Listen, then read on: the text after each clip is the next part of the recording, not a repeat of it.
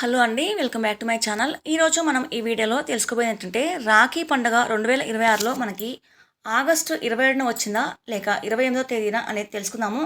అలాగే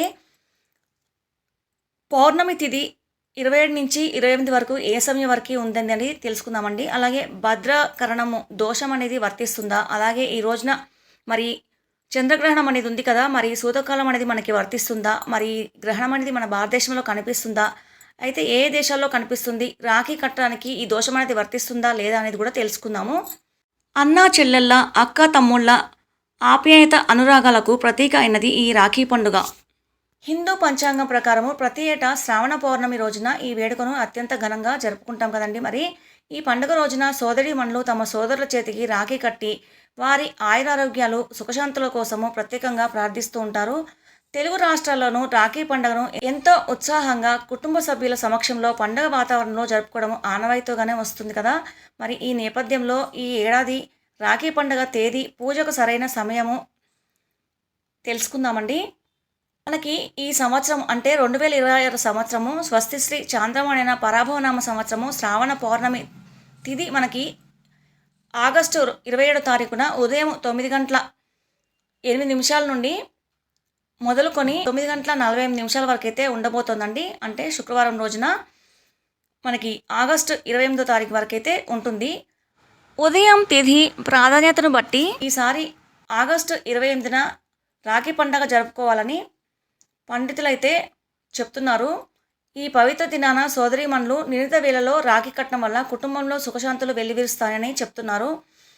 అయితే ఏ సమయంలో రాఖీ కట్టాలి అనేది అంటే ఉదయం 5:57 నుండి 9:45 వరకు అయితే రాఖీ కట్టడానికి మంచి సమయం అని చెప్తున్నారండి. ఎందుకంటే భద్రకరణం అనేది ముందు రోజు పౌర్ణమి వస్తుంది కాబట్టి పగటి పూట వర్తిస్తుంది కాబట్టి ఈ భద్రదోషం కూడా 28వ తారీఖున ఉండదు అని అంటున్నారు.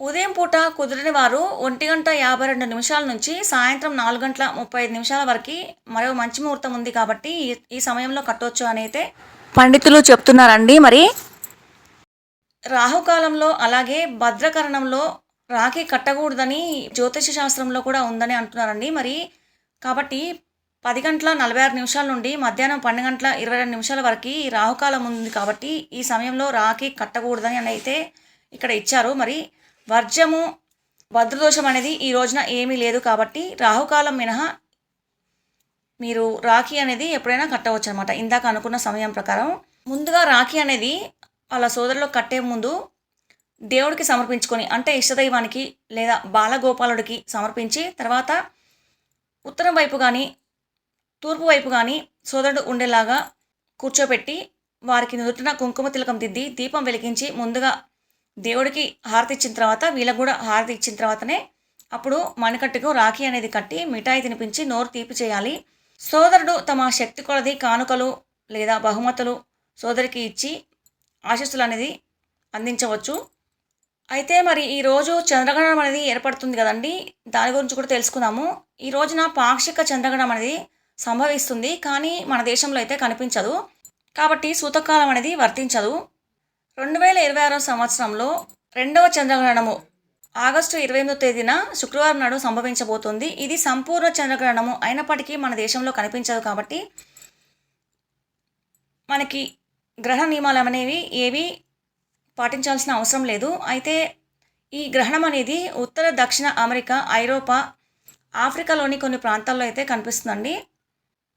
ఈ గ్రహణం అనేది ఆగస్టు 28వ తేదీ ఉదయం 8:04 నుంచి మొదలయ్యి 11:22 వరకు అయితే ఉంటుంది. కాబట్టి మనకైతే చంద్రుడు ఆ సమయంలో కనిపించడు కాబట్టి మనకు ఏ నియమాలు అనేవి పాటించాల్సిన అవసరం లేదు. కాబట్టి రాఖీ పండుగ రోజు కూడా ఈ గ్రహణ నియమాలు అనేవి ఏం పాటించాల్సిన అవసరం లేదు కాబట్టి చక్కగా రాఖీ అనేది కట్టుకోవచ్చు. అలాగే జంధ్యాలు కూడా మార్చుకుంటారు కాబట్టి జంధ్యాలు కూడా మార్చుకోవచ్చు. ఈ రోజున పౌర్ణమి పూజ అనేది కూడా చేసుకోవచ్చు అమ్మవారికి, లక్ష్మీదేవికి చేసుకోవాలనుకుంటే.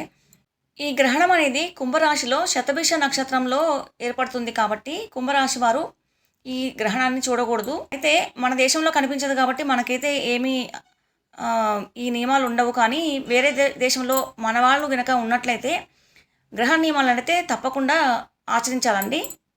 ఇదండి మరి రాఖీ పండగ మనము 27 జరుపుకోవాలా, 28 జరుపుకోవాలా, మరి భద్రదోషం అనేది మీకు ఉంటుందా లేదా అనేది తెలుసుకున్నాం కదా. అలాగే గ్రహణం అనేది మనకు వర్తిస్తుందా లేదా, మరి ఏ దేశాల్లో ఉంటుంది అనేది కూడా తెలుసుకున్నాం కదా. మరి ఈ వీడియో మీకు నచ్చినట్లయితే లైక్ చేయండి, షేర్ చేయండి, సబ్స్క్రైబ్ చేయడం మర్చిపోకండి. పక్కనే ఉన్న గంట సింబల్ని ఆల్ అని ట్యాప్ చేసినట్లయితే నేను వీడియో పోస్ట్ చేయగానే మీ దాకా వస్తుంది నోటిఫికేషన్ అనేది.